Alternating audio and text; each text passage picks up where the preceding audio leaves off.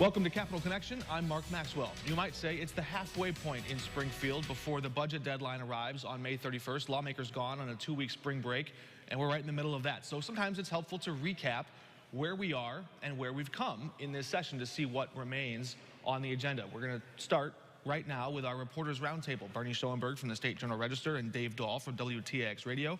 Good to have you both with us. Happy Easter, thanks. Yes, and happy Easter as well to you. And Passover. And Passover.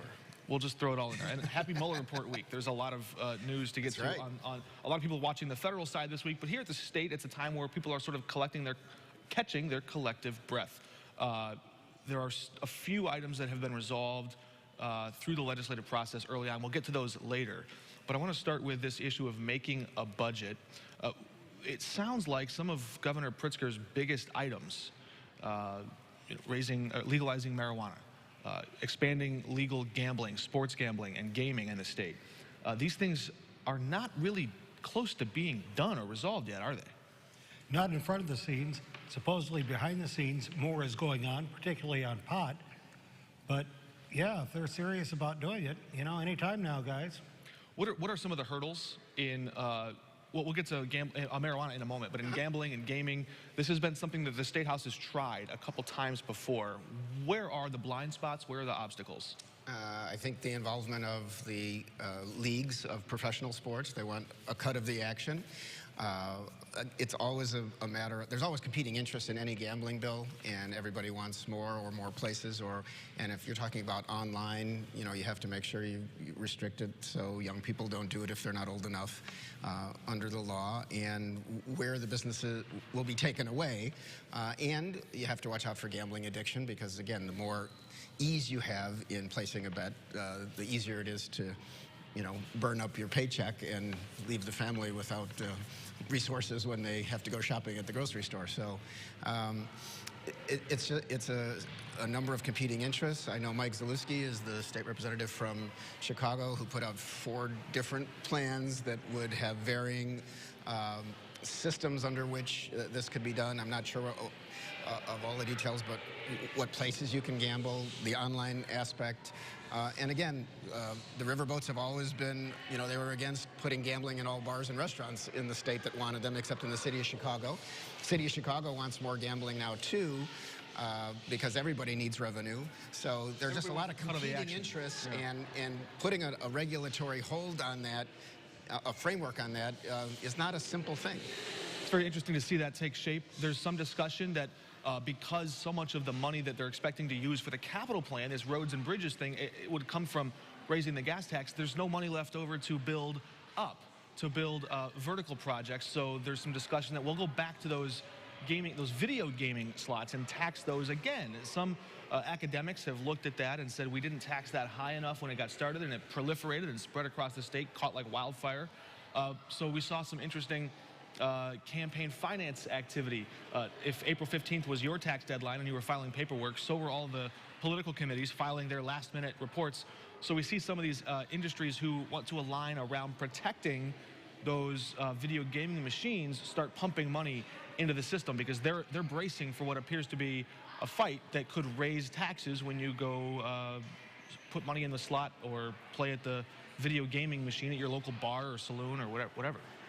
Video gambling was the last big expansion. That was like 10 years ago, and it's been a boon for nobody, except the companies that rake in the money from it. It hasn't really helped the state. It hasn't really helped municipalities. Municipalities just get a sliver of it, and the state, it went to fund a capital plan, which we're still paying for, which is pretty much all done.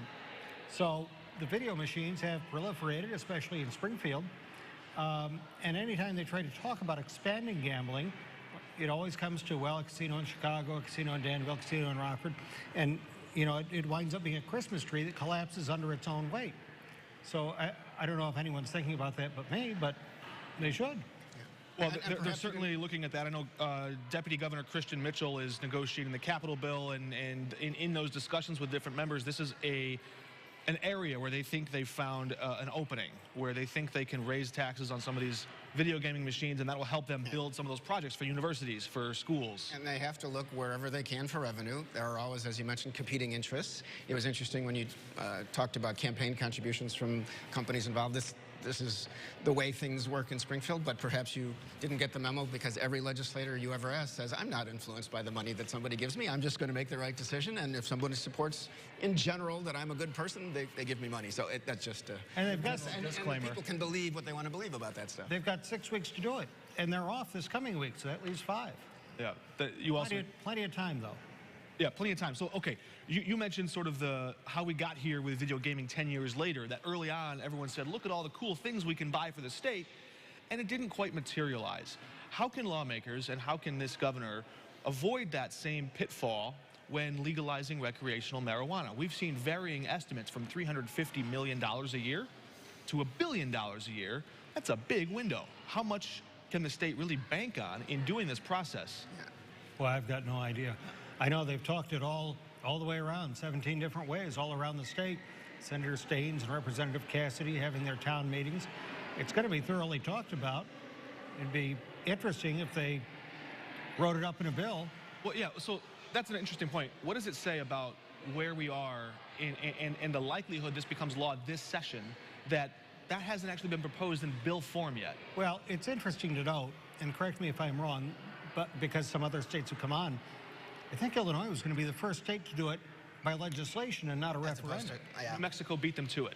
Okay. Just this season, just this session. So, yes, they would become the second. There's a sense that the referendum states didn't necessarily get it right.